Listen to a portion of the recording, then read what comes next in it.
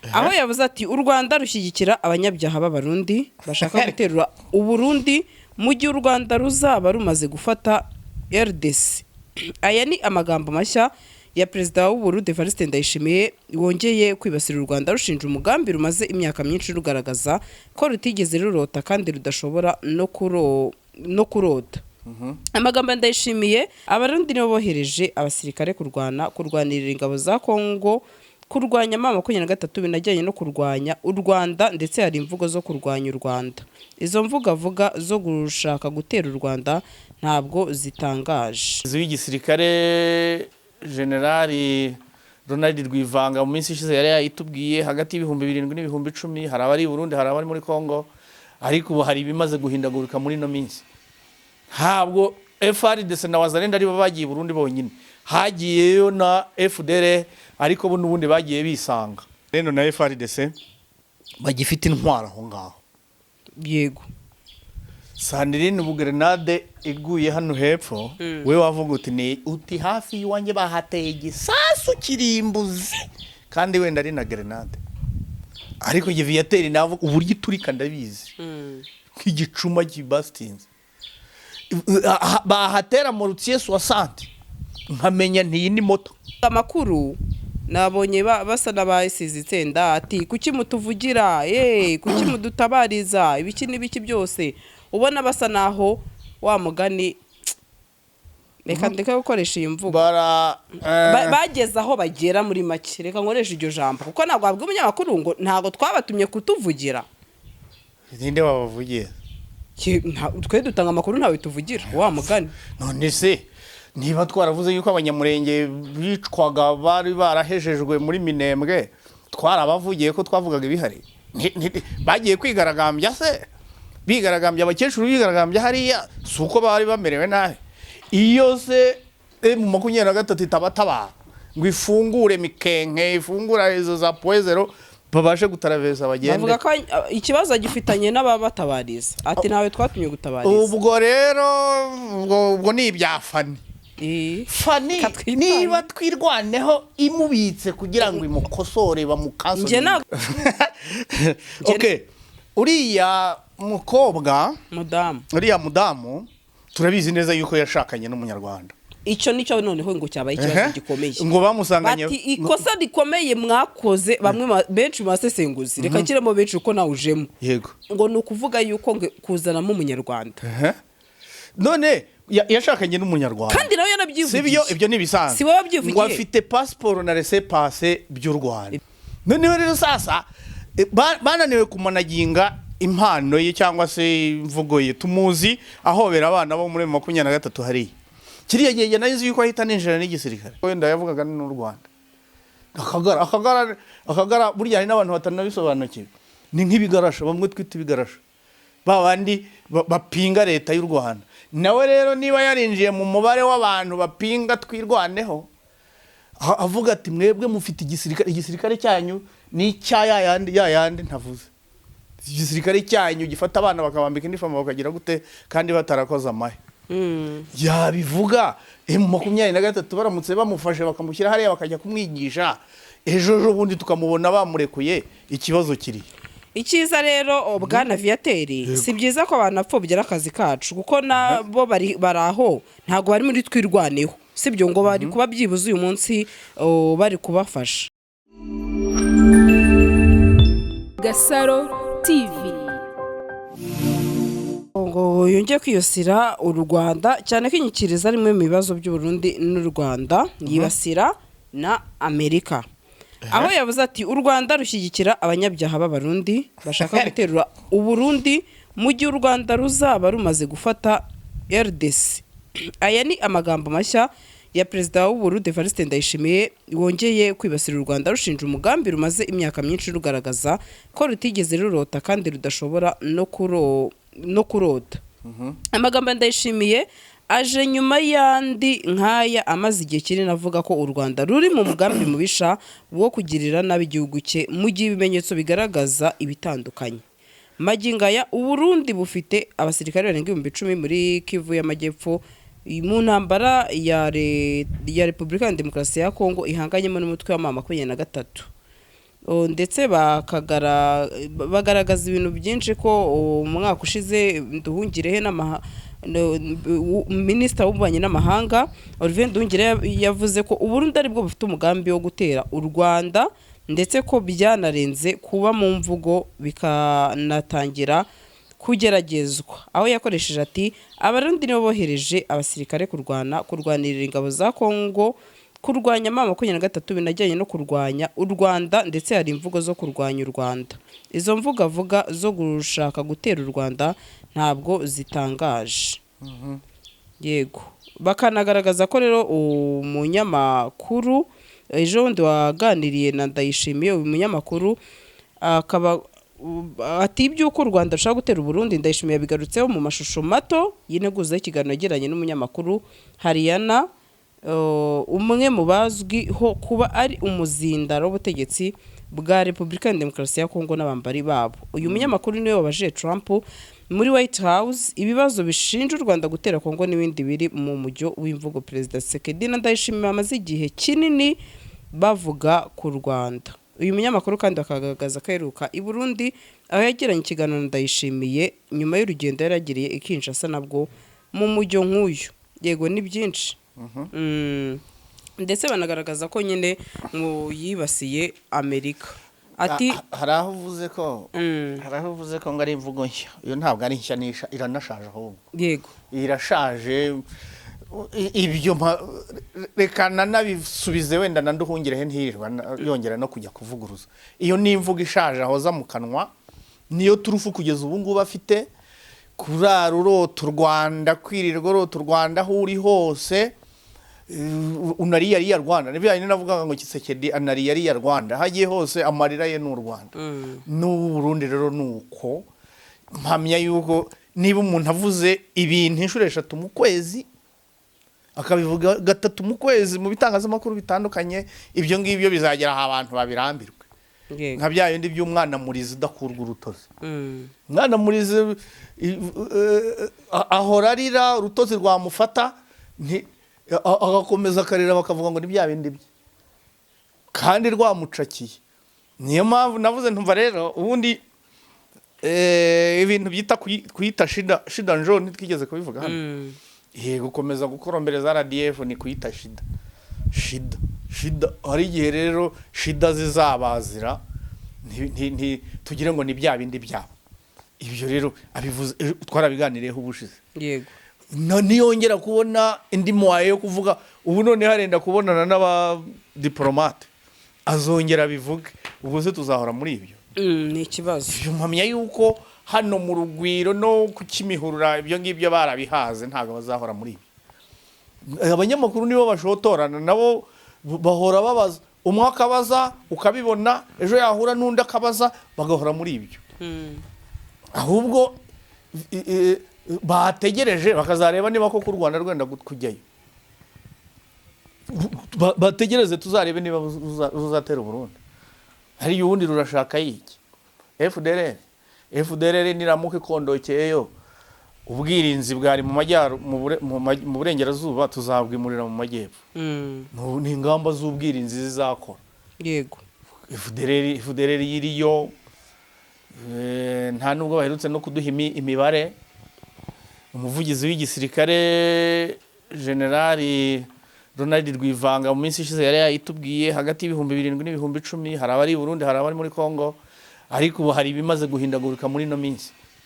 Ntabwo FARDC na Wazalendo ari bagiye i Burundi bonyine, hagiyeyo na FDLR, ariko bo n'ubundi bagiye bisanga kuko bafite inshuti, bafite bagenzi babo n'indi mitwe yabo bakorana. Ibyo rero ntabwo tuzajya tubihoramo, tujye turi ku mugabo yivugire, abavugira mu gihugu cye.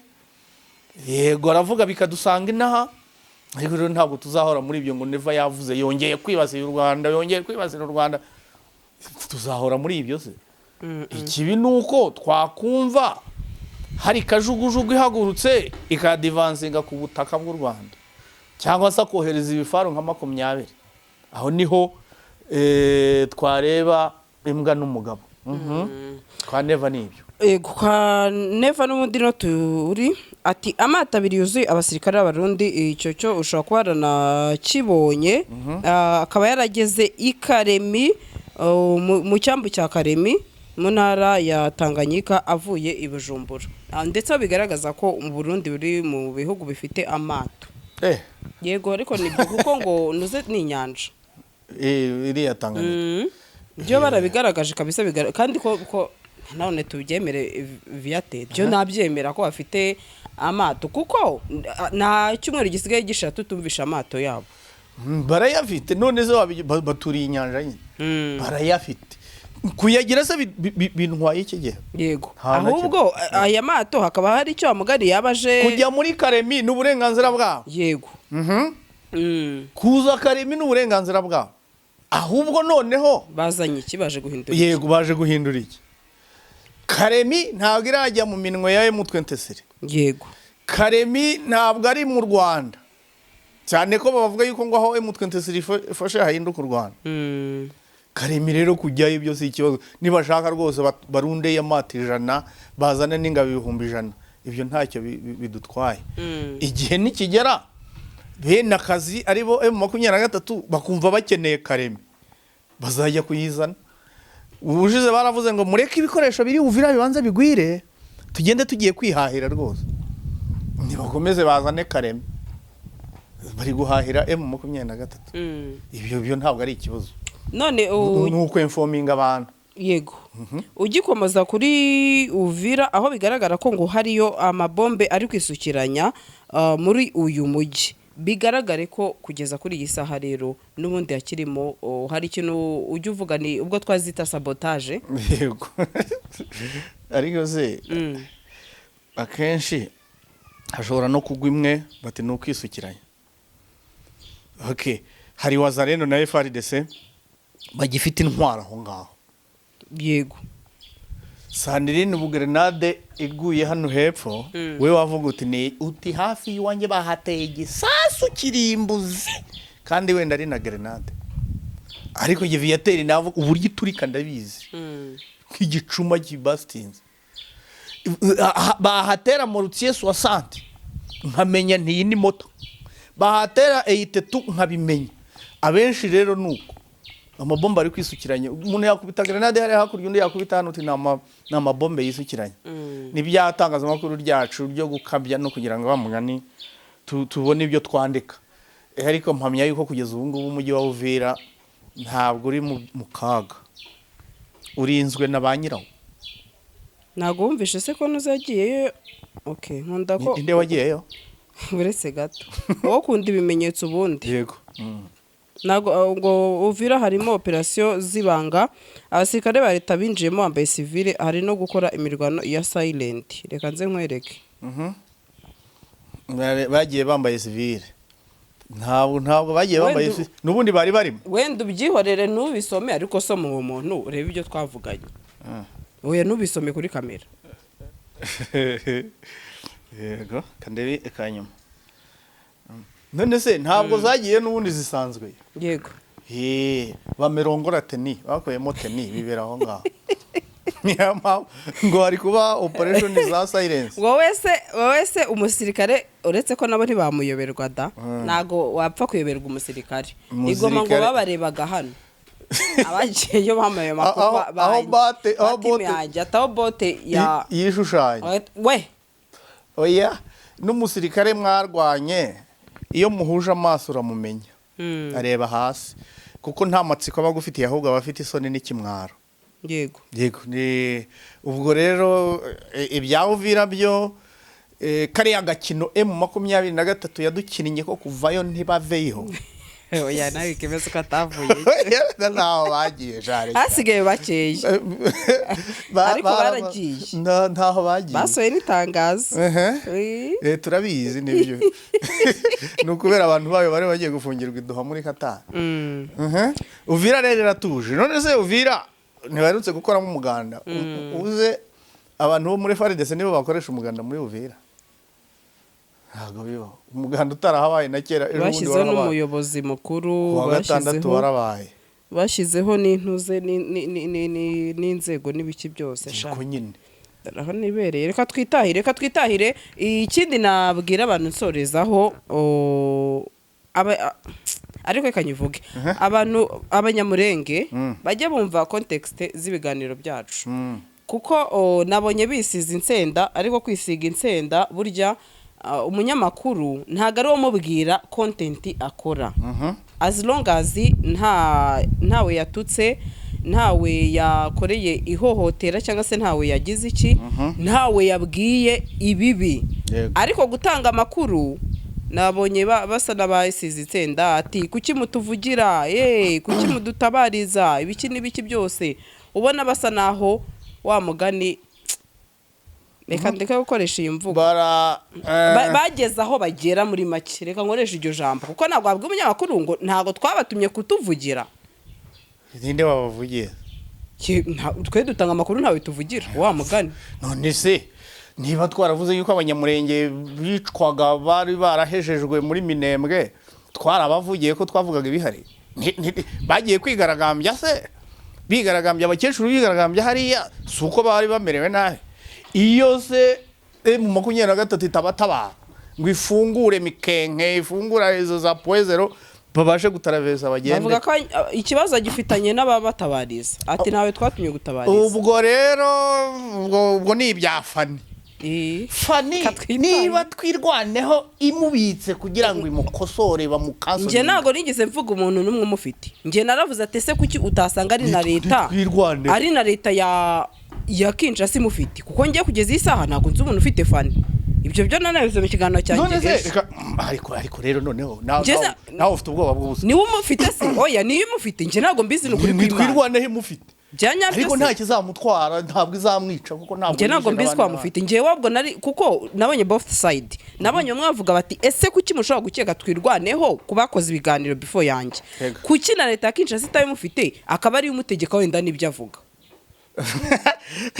okay uriya mukobwa mudamu turabizi neza yuko yashakanye n'umunyarwanda icyo nicyo noneho ngo cyabaye ikibazo gikomeye ngo bamusanganye bati ikosa rikomeye mwakoze bamwe benshi basesenguzi reka kiremo benshi uko nawe ujemo yego ngo nukuvuga yuko kuzanamo umunyarwanda none yashakanye n'umunyarwanda kandi nawe yanabyivugiye ibyo nibisanzwe si wowe wabyivugiye ngo afite passport na laissez-passer by'u Rwanda ibyo byo simbizi Paul Gitwaza arabifite uyu muhanzi ninde uyu ukunzwe cyane Israel Mbonyi afite passport z'abanyarwanda amashuri abanyamurenge benshi bari muri Amerika bagiye kuri ntuze z'u Rwanda Bruce z'u Rwanda sizo bigiyeho noneho rero sasa yashakanye n'umunyarwanda ariko ntibikuye ko ari umunyakongomani mwishywa wa makanika wapfuye noneho rero sasa bananiwe kumanaginga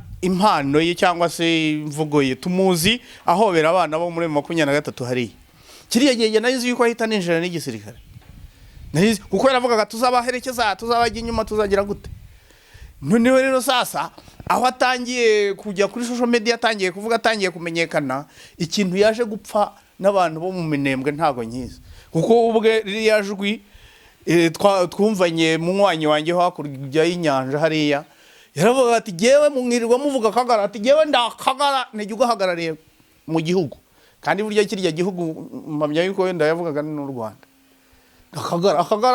akagara burya hari n'abantu batanabisobanukiwe ni nk'ibigarasha bamwe twita ibigarasha babandi bapinga leta y'u Rwanda nawe rero niba yarinjiye mu mubare w'abantu bapinga twirwaneho avuga ati mwebwe mufite igisirikare cyanyu ni yayandi ntavuze igisirikare cyanyu gifata abana bakabambika inifomo bakagira gute kandi batarakoza amahe yabivuga M23 baramutse bamufashe bakamushyira hariya bakajya kumwigisha ejo bundi tukamubona bamurekuye ikibazo kiri icyiza rero bwana Viateri si byiza ko abantu apfobya akazi kacu kuko nabo baraho ntago bari muri twirwaneho sibyo ngo bari kuba byibuze uyu munsi bari kubafasha aho ukorera akazi kawe barwanira uburenganzira bwabo rero aho ukorera akazi kawe ariko nanone ni bamwe mu banyamurenge ntabwo ari bose tureke wenda kubikoma hari n'abanyamurenge bumva ibyo Viateur avuga, bumva ibyo Gasaro itangaza, bumva ibyo undi atangaza. utwo tugara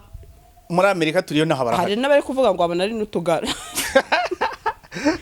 ubushize hari umuntu wanyohereje video w'umunyamurenge, anyoherereza video ati nyumvise mbona n'umwana w'umunyamurenge w'umusore nawe ari kuvuga nk'ibyo Kiseke davuga yuko u Rwanda ari rwo rwateye Kongo. Ntese uragira ngo nyikoreho iki? Ngo none se ngo ntiwakwitabaza inzego za RIB na polisi ngo bakaba bajya kumuhiga, bamuhigamo iki se? Ni umunyamurenge nibyo, ni umukongomani, ari gusubira mu byo shebuja Kiseke yavuze. Uwo ngo ntabivuga igihe azaruhira azarore. Ndashaka dusoza aka kantu ko hasi abari kusoma wenda nukavuge kuri kamera. Uwo numwe muri bo kandi ukomeye. Kandi nawe akurikira ibiganiro byacu. Uwo nguwo ni umunyamurenge, sibyo? Kandi ukomeye muri bo. Ariko yandika ibyo kuko wenda abona ko hari ibyo Viateur ashobora kubavuga gikwiye. Hari icyo undi muntu avuga gikwiye.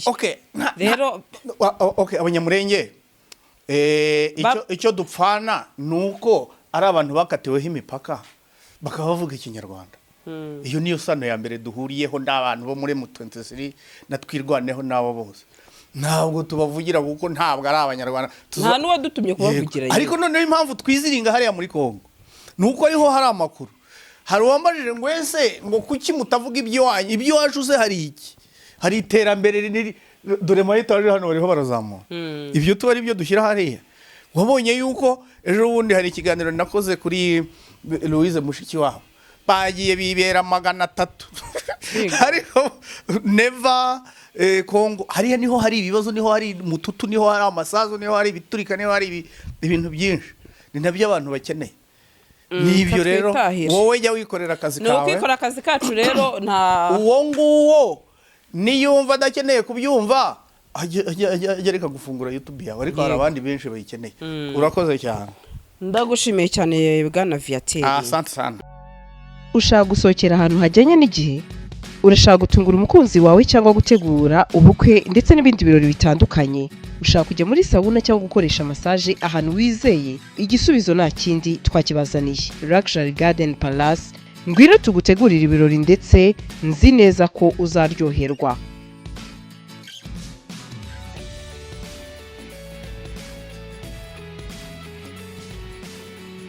Abafite ubukwe by'akarusho namwe twabatekerejeho kuko tubafitiye jardin nini na tent ukorera mu bukwe. Maison de Passage yakira abageni ndetse n'aba diaspora baza mu Rwanda bibaza bati ese ni hehe twaruhukira, namwe ntago twabibagiwe kuko tubafitiye amacumbi asanzwe yakira ingeri zose. Duhamagare kuri 0780443787 cyangwa udukurikirane kuri Instagram na Facebook ni Luxury